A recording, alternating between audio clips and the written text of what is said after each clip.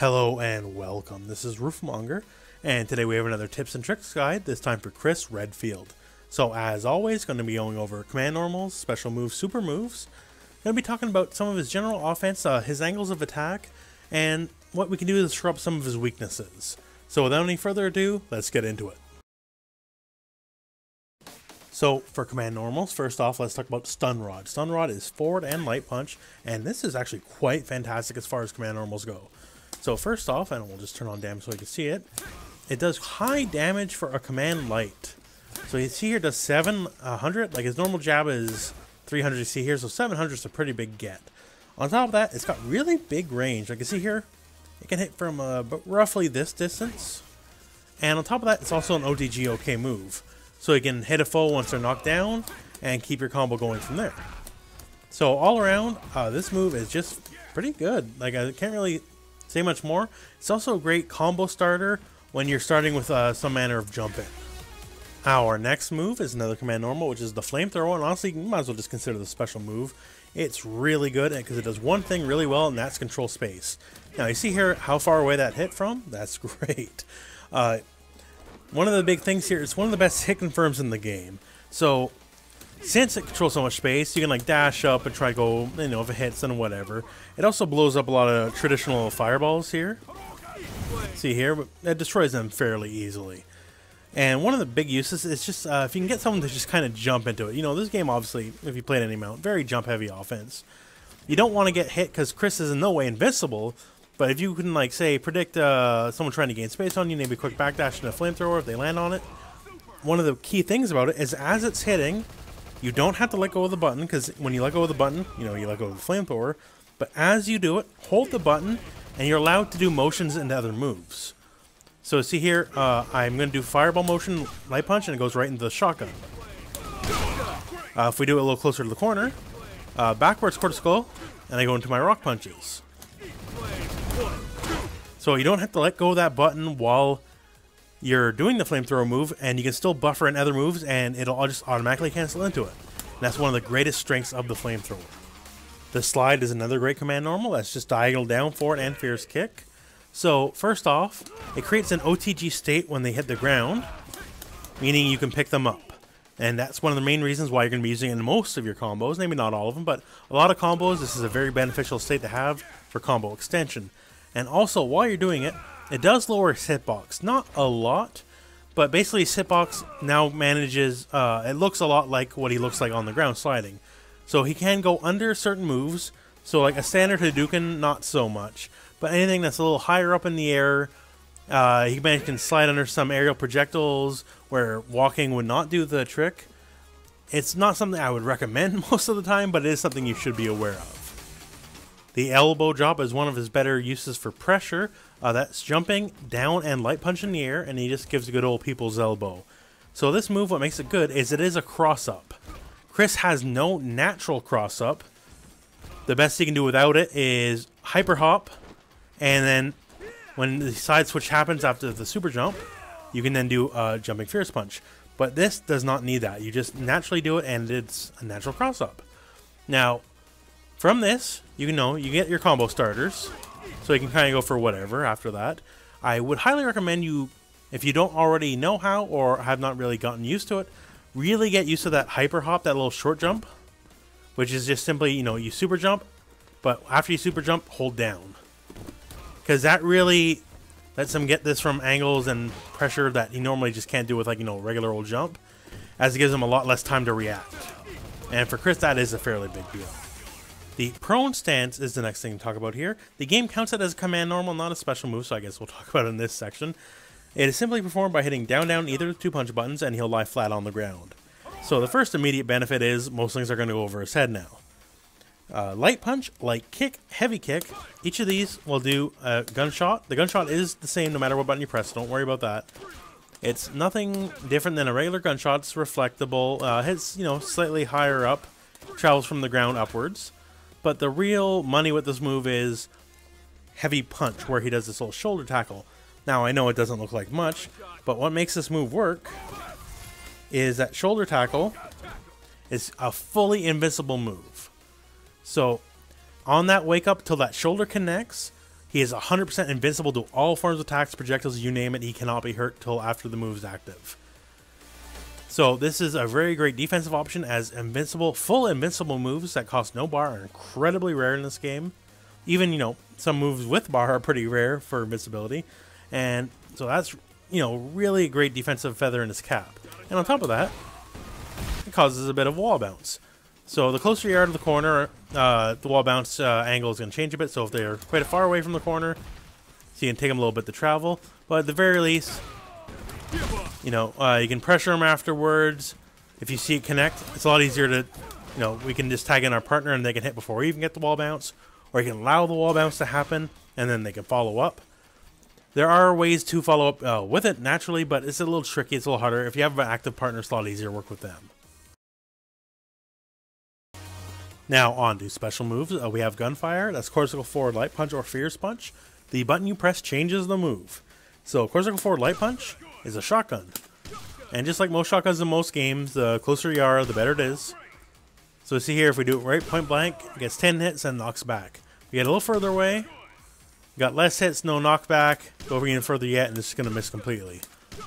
So the best thing I'd say here is all that flak is an active hitbox, so it can cover quite a large space, and it is air-okay. So you see here, we can just jump with it, and it covers quite a large area. So it's difficult to dash under because it'll hit that whole cone will connect. So if you're beginning to start a jump or trying to dash under, it's going to hit everything in between. Now the Fierce Punch version is the SMG. So this was recently, and both this and the SMG were recently buffed in the latest patch to do increased damage. So the SMG is consistent. It does the same damage no matter where you are, up close or far away, and does multiple hits, and it's also air-okay. Next up, we have the grenade tosses. Now, just like Gunfire, it actually changes depending on the button you press. We have down, down, light kick, which is a landmine, and down, down, heavy kick, which is a grenade. So the grenade does not explode on impact, as you can see there. It will go through a opponent, and until it naturally explodes, it's not going to be active. Now, one thing to quickly note here is it does bounce off walls, as you can see there. So keep that in mind if you're doing that near a wall, and maybe that's part of your plan. You do want it to bounce, but, you know, keep it in mind. Now, one thing here, they actually interact with each other. So the landmine, first obvious use is, you know, they walk over, they get hit. It's pretty simple in that regard. But if we were to have it interact with that grenade, landmine, burn. Now you see here that landmine explosion actually prematurely set the grenade off. So the grenade does not necessarily always have to go to all the end of its active frames. On top of that, Chris's gunshot from his Fierce Kick can also set it off early. So if you either have a landmine up or if you have a pistol shot ready, you can choose to detonate it first. Now you see there, the pistol shot, you actually do have to connect. It does not have much leeway in that regard. It actually has to hit the grenade to explode it early. But it's very handy, and it does a fair bit of damage for a simple projectile. See here, has a bit of a follow-up afterwards as well. So these two tools are part of his great screen control tool set. Next up, we have the combo punches. That's quarter circle back, light punch or fierce punch, and running theme here. They are different depending on which button you press. So that's light punch, and that's heavy punch, and they both have follow-ups. So the light punch, you can press light punch again, and you get that wall bounce, as you can see here. And no matter where they are on screen, they're going to wall bounce. If you were to hit light punch one more time after this, Chris will actually follow up with the magnum for increased damage, but generally speaking, most of the time you're going to be using this in combos. You, for the most part, not always, but for the most part, you actually don't want that magnum shot, as it's going to mess up usually whatever wall bounce combo you're trying to do. Now, the heavy punch version, this guy right here, has one follow-up, which is one single heavy punch. If you press it, it goes for a gut punch and the shotgun. So there's two things to know about this. For one, in the corner, that shotgun is actually quite easy to combo after. So it's really handy for corner combos.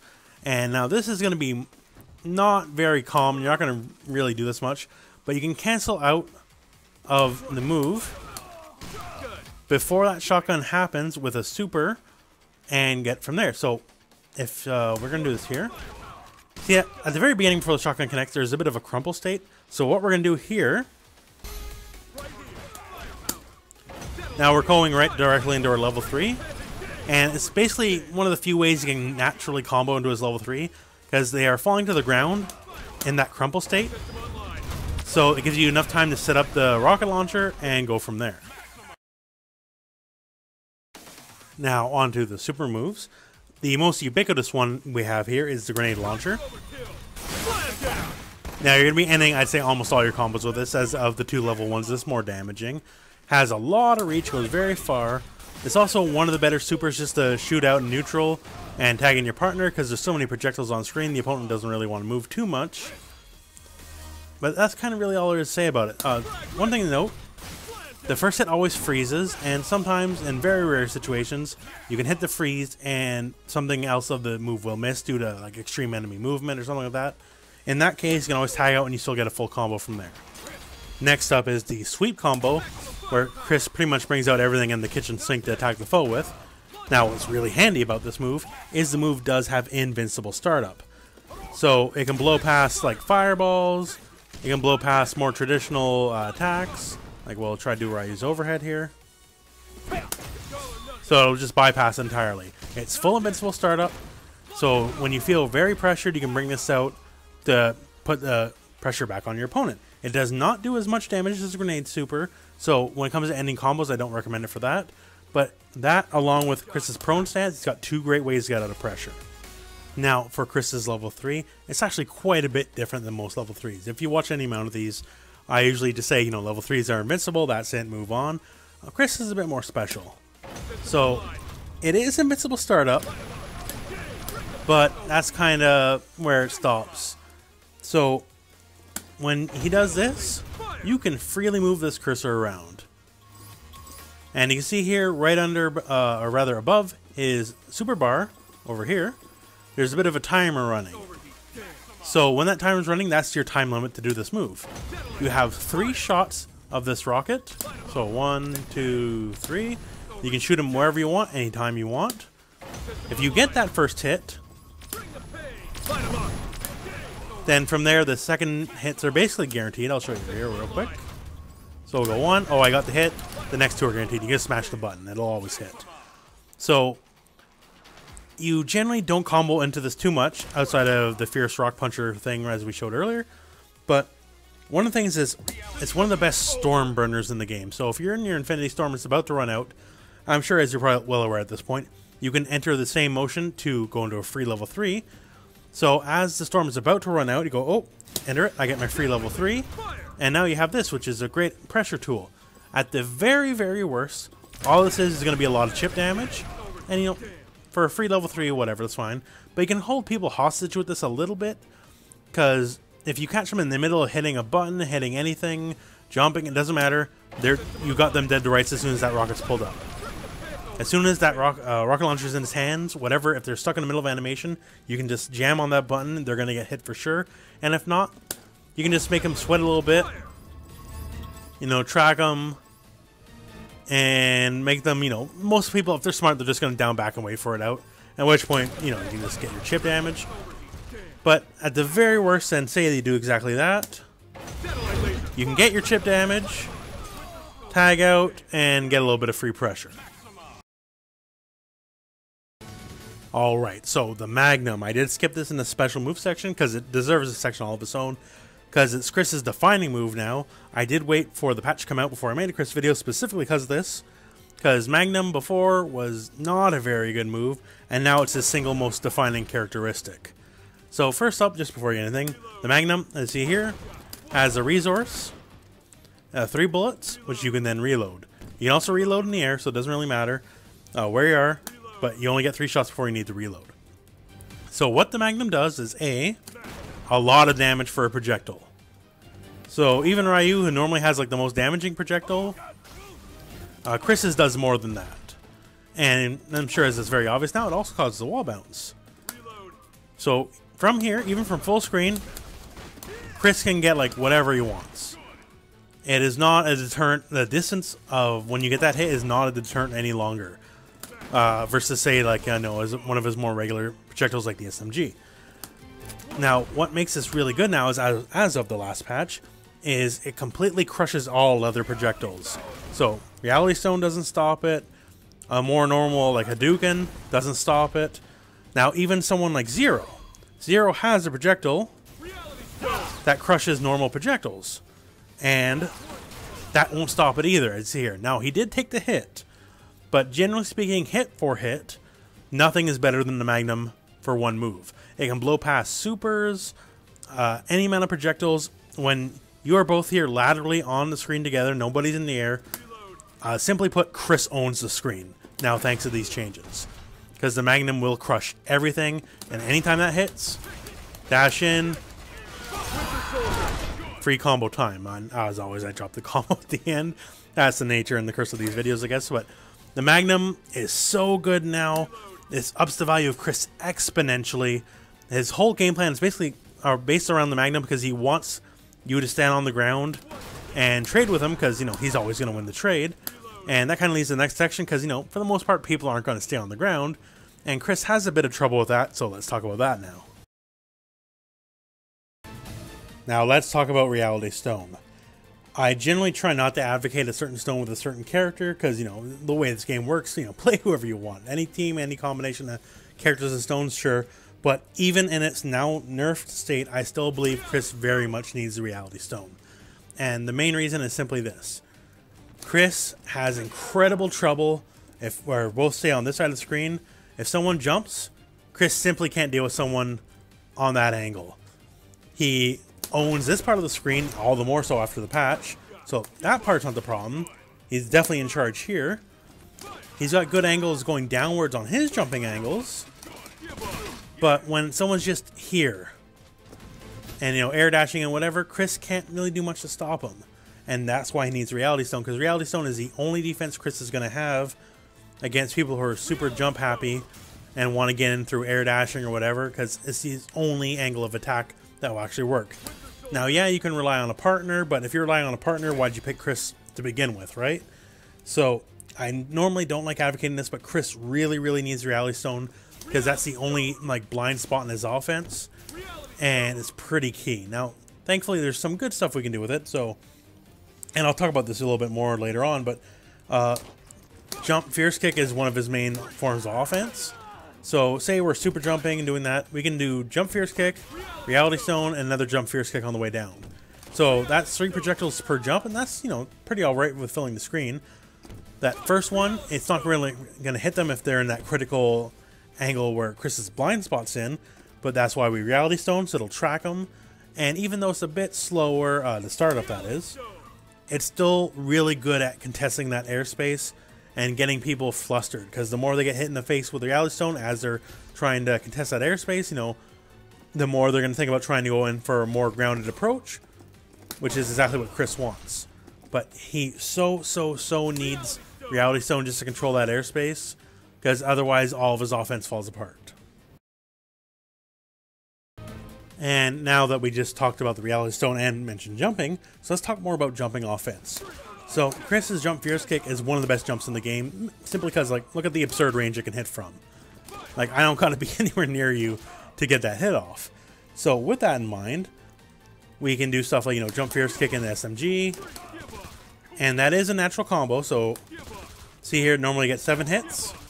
From there we can get 8, and if we get 8, then, you know, all the better for your tag partner to get in the combo, right? So we can do that. We can do shotguns, we can do magnums, and with magnums it causes a ground bounce.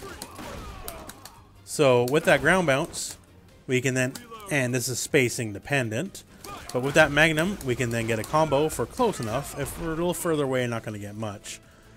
From here, not much you can get really, but still, it also, now thanks to the buffs, hits like a truck, so there's always that. So on top of the usual stuff here, I want to mention reloading. So as we showed here, we can jump, Reality Stone, and shoot again. And much the same works with reload, and that's also quite a bit helpful, because you're going to be burning through magnum bullets like a madman. So what we want to do here is we're going to jump, shoot, reload, and then shoot again. Because normally, if we say we're just going to super jump, if we're absolute fast as possible, yeah, we will get 2 bullets per jump. But the angles aren't going to be great and have to jump as soon as, or you have to hit your fire button as soon as you're leaving up into the air.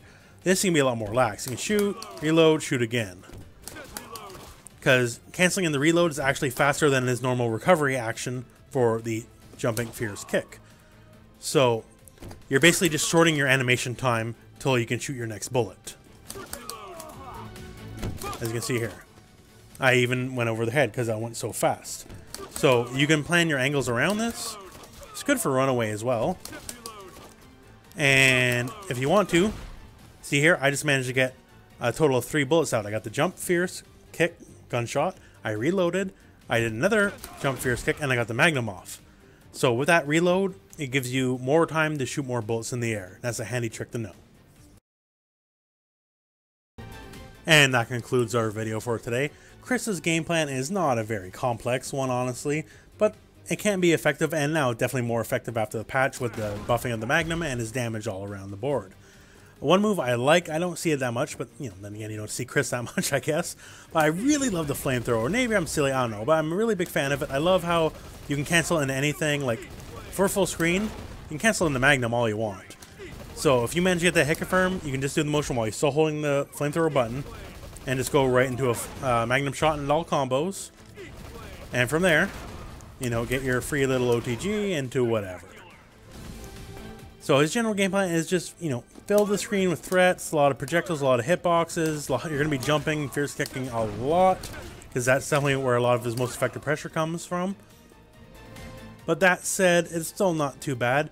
He definitely likes a partner that can show up that weakness, that's not too scared of the general dead zone he has, which you kind of need to fill for out of zone.